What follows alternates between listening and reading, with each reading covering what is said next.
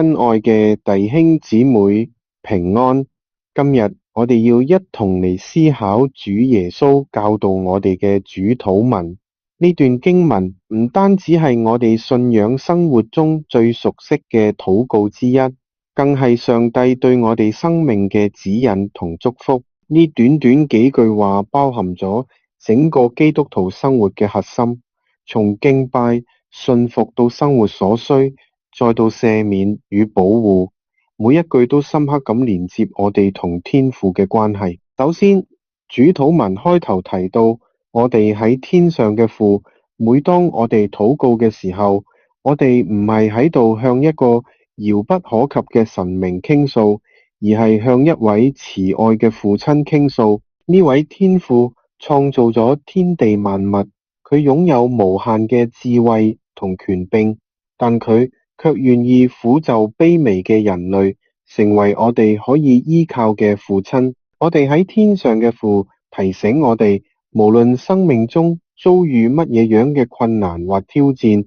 我哋都唔係孤單嘅，因為有一位全能又全愛嘅父親喺天上為我哋守望。所以當我哋禱告嘅時候，首先要帶住敬畏嘅心，尊佢嘅名為聖，承認佢嘅偉大同榮耀。咁樣嘅態度幫助我哋放下自我中心，專注於神嘅旨意，而唔係只顧自己嘅需要。跟住禱告中話，願你嘅國降臨，願你嘅旨意行在地上，如同行在天上。呢兩句話揭示咗一個重要嘅真理，神嘅國度同旨意應該係我哋追求嘅首要目標。然而喺現實生活中，我哋常常將個人嘅利益、慾望放喺第一位，忽略咗神嘅計劃。試想一下，如果每個人都能夠按照神嘅旨意生活，呢個世界將會幾咁唔同，冇仇恨、紛爭，只有和平與和諧。因此，呢段禱告提醒我哋，作為基督徒，我哋嘅生命唔應只係滿足自己，而係要成為神國度嘅一部分，努力讓佢嘅旨意透過我哋實現出嚟。也許你會問，我該點做？其實答案好簡單，就係每日活出愛與謙卑嘅生命，用行動彰顯神嘅榮耀。再來，禱告提到我哋日用嘅飲食，今日賜俾我哋。呢度嘅飲食並不限於物質上嘅食物，亦包括靈命上嘅供應。上帝知道我哋每一日嘅需要，佢早已預備好一切。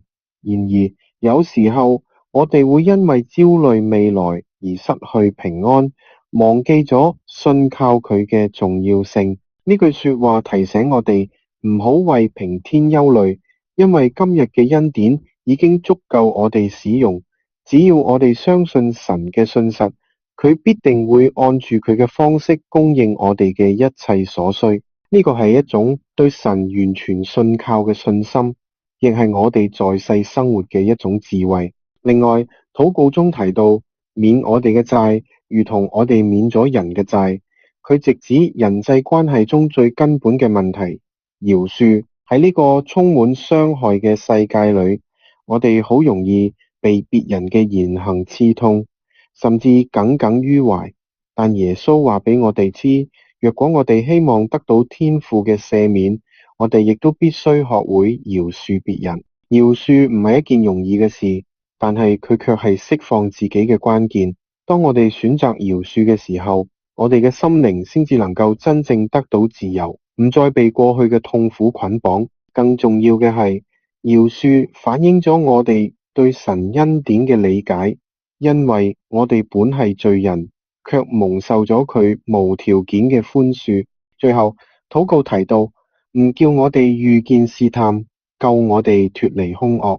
呢個係一個關乎保護嘅禱告，表明我哋嘅人生路上充滿咗各種危險同誘惑。撒旦總係企圖利用呢啲嚟擊垮我哋嘅信心，但感謝主，佢應許會保守我哋，使我哋站立得住。我哋需要警醒禱告，遠離嗰啲可能引誘我哋犯罪嘅事情，同時亦都要依靠聖靈嘅能力抵抗試探。此外，呢個約亦都提醒我哋，即使面對困境，亦都唔好驚，因為神必同我哋同在，帶領我哋走出黑暗。總結嚟講，主禱文唔單止係一段禱告詞，更係一份屬靈嘅指南，幫助我哋建立正確嘅信仰觀念同生活方向。佢從敬拜開始，引導我哋進入與神嘅親密關係，然後鼓勵我哋尋求神嘅國度同旨意，並且信靠佢嘅供應。同時，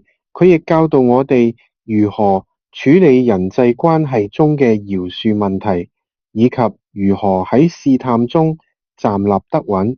最終，呢一段禱告以讚美結束，因為國度、權柄、榮耀全係你嘅，直到永遠。阿門。呢句約話再次強調，一切嘅榮耀都歸於神，而非我哋自己。唯有咁樣謙卑嘅態度，我哋先至能真正經歷神嘅豐盛。親愛嘅弟兄姊妹，俾我哋將呢段禱告銘記於心，並將佢實踐喺我哋嘅日常生活中。願我哋每一日都能尊神嘅名為聖，願我哋嘅生命成為佢旨意通行嘅管道。願我哋喺饒恕中學習愛，喺試探中持守信心。如此一嚟，我哋就能真實咁經歷到天父嘅同在與祝福。阿門。